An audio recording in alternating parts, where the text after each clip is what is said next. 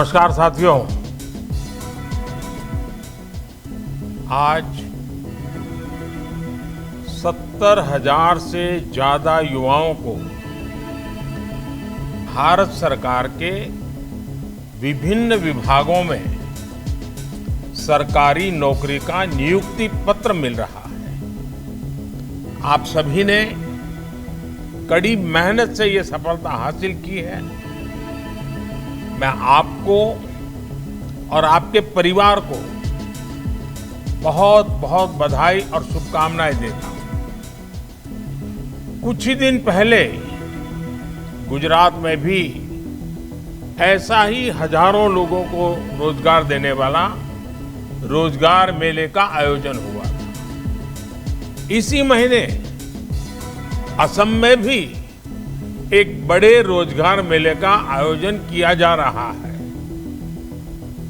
भारत सरकार और के रोजगार मेले युवाओं के प्रति हमारे कमिटमेंट को दर्शाते हैं। साथियों, बीते 9 वर्षों में भारत सरकार ने सरकारी भर्ती प्रक्रिया को ज्यादा तेज करने, ज्यादा पारदर्शी और निष्पक्ष बनाने को भी प्राथमिकता दी है। पहले स्टाफ सिलेक्शन बोर्ड आवेदन करना ही बहुत मुश्किल होता था। एक एप्लीकेशन फॉर्म लेने के लिए घंटों लाइन में लगो रहो, डॉक्यूमेंट्स को अटैच करवाने के लिए गैजेटेड ऑफिसर्स को खोजो, फिर एप्लीकेशन को डाक द्वारा भेजा जाता था और इसमें यह भी पता नहीं चलता था कि वो एप्लीकेशन समय पर पहुंची या नहीं पहुंची, जहां पहुंचना था वहां पहुंची कि नहीं पहुंची। आज आवेदन करने से लेकर नतीजे आने तक की पूरी प्रक्रिया ऑनलाइन हो गई। आज डॉक्यूमेंट को सेल्फ अटेस्ट करना भी पर्याप्त होता है। ग्रुप सी और ग्रुप डी के पदों पर भर्ती के लिए इंटरव्यू भी खत्म हो गए हैं। इन सारे प्रयासों का सबसे बड़ा फायदा ये हुआ है कि भ्रष्टाचार या भाई भतीजावाद की संभावनाएं खत्म हो गई हैं। साथियों, आज का दिन एक और वजह से बहुत विशेष है। 9 साल पहले आज के ही दिन 16 मई को लोकसभा के चुनाव के नतीजे आए थे। तब पूरा देश उत्साह, उमंग और विश्वास से झूम उठा था। सबका साथ, सबका विकास के मंत्र के साथ कदम बढ़ाने वाला भारत आज विकसित भारत बनने के लिए प्रयास कर रहा है। जैसे 9 साल पहले 16 मई को लोकसभा के चुनाव के नतीजे आए थे, वैसे ही आज एक और भी महत्वपूर्ण दिन है। आज हमारे एक महत्वपूर्ण प्रांत, हिमालय की गोद में बसा हुआ सिक्किम प्रांत का भी स्थापना दिवस है। साथियों, इन 9 वर्षों के दौरान रोजगार की नई संभावनाओं को केंद्र में रख करके सरकार की नीतियां तैयार की गई। आधुनिक इंफ्रास्ट्रक्चर का निर्माण हो, ग्रामीण क्षेत्रों का विकास हो या फिर जीवन से जुड़ी सुविधाओं का विस्तार हो, भारत सरकार की हर योजना, हर नीति युवाओं के लिए रोजगार के नए अवसर बना रही है। साथियों, बीते 9 वर्षों में भारत सरकार ने कैपिटल एक्सपेंडिचर पर करीब 34 लाख करोड़ रुपए खर्च किए हैं मूलभूत सुविधाओं के लिए। इस साल के बजट में भी कैपिटल एक्सपेंडिचर के लिए 10 लाख करोड़ रुपए तय किए गए। इस राशि से देश में नए हाईवे बने हैं, नए एयरपोर्ट, नए रेल रूट, नए पुल, अनगिनत ऐसे आधुनिक इंफ्रास्ट्रक्चर के निर्माण से भी देश में लाखों नए रोजगार बने हैं। जिस स्पीड और स्केल पर आज भारत काम कर रहा है, यह भी आजादी के 75 साल के इतिहास में अभूतपूर्व है। रेल लाइन का इलेक्ट्रिफिकेशन हुआ है, यानी डबल। 2014 से पहले हमारे देश में हर महीने सिर्फ 600 मीटर नई मेट्रो लाइन बिछाई जा रही थी। आज भारत में हर महीने 6 किलोमीटर, उस समय हिसाब मीटर का था, आज हिसाब किलोमीटर का है। 6 किलोमीटर नई मेट्रो लाइन का काम पूरा हो रहा है। 2014 से पहले देश में 4 लाख किलोमीटर से भी कम ग्रामीण सड़कें थी। आज देश में 7.25 लाख किलोमीटर से भी ज्यादा ग्रामीण सड़कें हैं, ये भी करीब करीब डबल। 2014 से पहले देश में सिर्फ 74 एयरपोर्ट थे। आज देश में एयरपोर्ट की संख्या भी बढ़कर 150 के आसपास पहुंच रही है, ये भी डबल। बीते 9 वर्षों में देश में गरीबों के लिए जो 4 करोड़ पक्के घर बनाए गए हैं, उन्होंने भी रोजगार के अनेक नए अवसर बनाए हैं। गांव-गांव में खुले 5 लाख कॉमन सर्विस सेंटर आज रोजगार का बड़ा माध्यम बने हैं। युवाओं को विलेज लेवल एंटरप्रेन्योर्स बना रहे हैं। गांवों में 30,000 से ज्यादा पंचायत भवन बने हैं, या फिर 9 करोड़ घरों को पानी के कनेक्शन से जोड़ना। ये सभी अभियान बड़े पैमाने पर रोजगार पैदा कर रहे हैं। देश में आ रहा विदेशी निवेश हो या फिर भारत से रिकॉर्ड एक्सपोर्ट, ये देश के कोने कोने में रोजगार। साथियों, बीते 9 वर्षों में नेचर ऑफ जॉब में भी बहुत तेजी से बदलाव आया है। बदलती हुई इन परिस्थितियों में युवाओं के लिए नए सेक्टर्स उभर कर आए हैं। केंद्र सरकार इन नए सेक्टर्स को भी निरंतर सपोर्ट कर रही है। इन 9 वर्षों में देश ने स्टार्टअप कल्चर की नई क्रांति देखी है। 2014 में देश में जहां कुछ 100 स्टार्टअप थे, वहीं इनकी संख्या आज 1 लाख स्टार्टअप तक पहुंच रही है। और अनुमान ये है इन स्टार्टअप ने कम से कम 10 लाख युवाओं को रोजगार दिया है। साथियों, इन 9 वर्षों में देश ने कैब एग्रीगेटर्स यानी ऐप के जरिए टैक्सी को भारतीय शहरों की नई लाइफलाइन बनते देखा है। इन 9 वर्षों में ऑनलाइन डिलीवरी का एक ऐसा नया सिस्टम तैयार हुआ है जिसने लाखों युवाओं को रोजगार दिए हैं। इन 9 वर्षों में ड्रोन सेक्टर में नया उछाल आया है।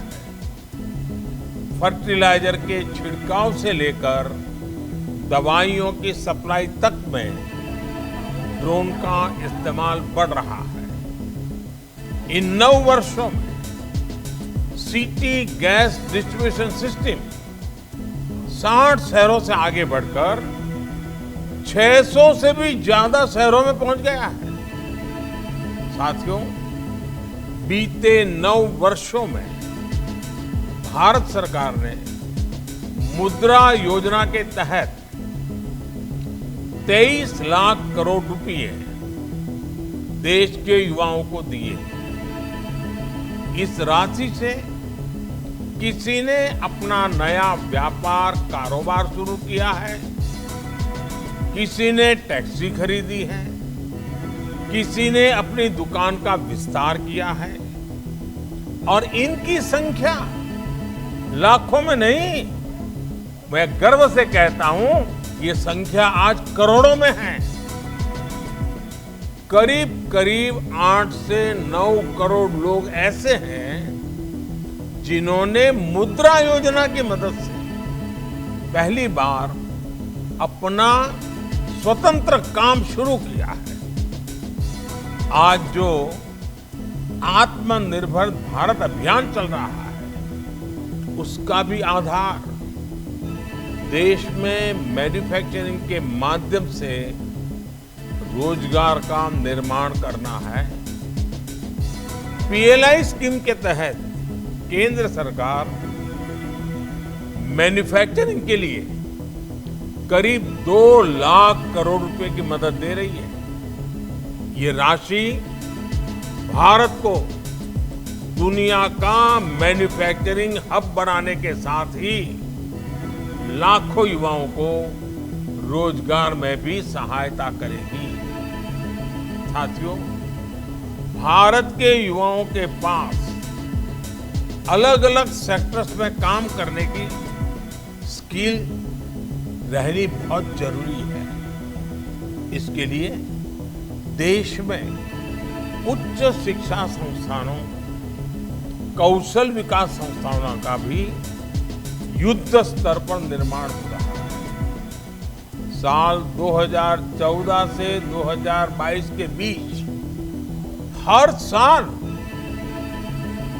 एक नया आईआईटी और एक नया आईआईएम तैयार हुआ है। पिछले 9 वर्षों में औसतन हर हफ्ते एक यूनिवर्सिटी और हर दिन एवरीडे 2 कॉलेज खोले गए। हमारी सरकार आने से पहले देश में 720 के आसपास यूनिवर्सिटी थी। अब इनकी संख्या बढ़कर 1100 से ज्यादा हो गई है। 7 दशकों में देश में सिर्फ 7 एम्स तैयार किए गए थे। पिछले 9 वर्षों में हम 15 नए एम्स बनाने की तरफ बढ़े हैं।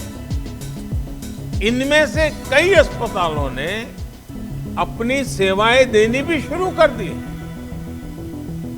2014 तक पूरे देश में 400 से भी कम मेडिकल कॉलेज थे।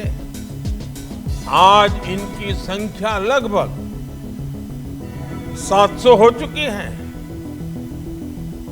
कॉलेज बढ़े, तो स्वाभाविक तौर पर सीटों की संख्या भी बढ़ी है, युवाओं के लिए उच्च शिक्षा की पढ़ाई के अवसर बढ़े हैं। साल 2014 से पहले हमारे देश में एमबीबीएस और एमडी की सीटें सिर्फ 80,000 के आसपास ही होती थी। अब देश में एमबीबीएस और एमडी की सीटें बढ़कर, साथियों, किसी काम के लिए कौशल का विकास करने में हमारी आईटीआई ये भी महत्वपूर्ण भूमिका निभा रही है। बीते 9 वर्षों में देश में लगभग हर रोज एवरीडे एक नई आईटीआई का निर्माण किया गया है। आज देश की करीब 15,000 आईटीआईज में देश की नई जरूरतों के मुताबिक नए कोर्सेज शुरू किए जा रहे हैं। पीएम कौशल विकास योजना के तहत अब तक 1.25 करोड़ से ज्यादा युवाओं को स्किल ट्रेनिंग भी दी गई है। साथियों, सरकार के इन प्रयासों से कितने ही नए सेक्टर्स में रोजगार के नए अवसर बन रहे हैं। मैं आपको सिर्फ एक उदाहरण देना चाहता हूं, ईपीएफओ का। अगर हम वर्ष 2018-19 के बाद के ईपीएफओ के नेट पेरोल के आंकड़ों को ही देखें तो 4.5 करोड़ से ज्यादा लोगों को फॉर्मल जॉब मिली है। एम्प्लॉयज प्रोविडेंट फंड ऑर्गेनाइजेशन का जो पेरोल डाटा है, उससे साफ पता चलता है कि भारत में फॉर्मल जॉब में निरंतर वृद्धि हो रही है। फॉर्मल जॉब्स में इस वृद्धि के साथ ही देश में स्वरोजगार के मौके भी लगातार बढ़ रहे हैं। साथियों, बीते कुछ सप्ताह में जिस तरह की खबरें आई हैं, वो भारत में इंडस्ट्री और इन्वेस्टमेंट को लेकर अभूतपूर्व पॉजिटिविटी को दिखाती है। कुछ दिन पहले ही मेरी मुलाकात वॉलमार्ट के सीईओ से हुई। उन्होंने विश्वास जताया कि उनकी कंपनी अगले 3-4 वर्षों में ही भारत में 80,000 करोड़ रुपए के सामान का एक्सपोर्ट करने लगेगी। हमारे जो युवा लॉजिस्टिक्स और सप्लाई चेन सेक्टर में काम करना चाहते हैं, ये इनके लिए बहुत बड़ी खबर है।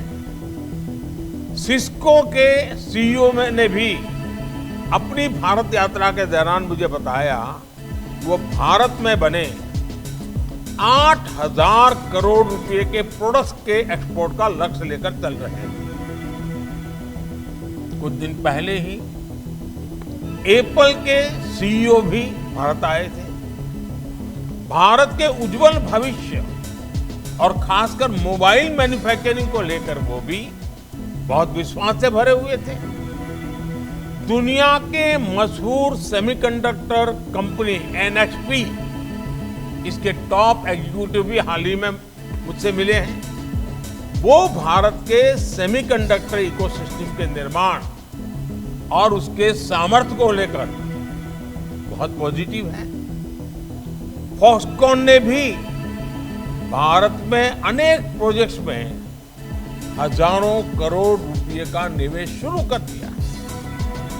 अगले एक सप्ताह में दुनिया की बड़ी कंपनियों के बहुत सारे सीईओ से फिर से एक बार मेरे मिलना होने वाला है।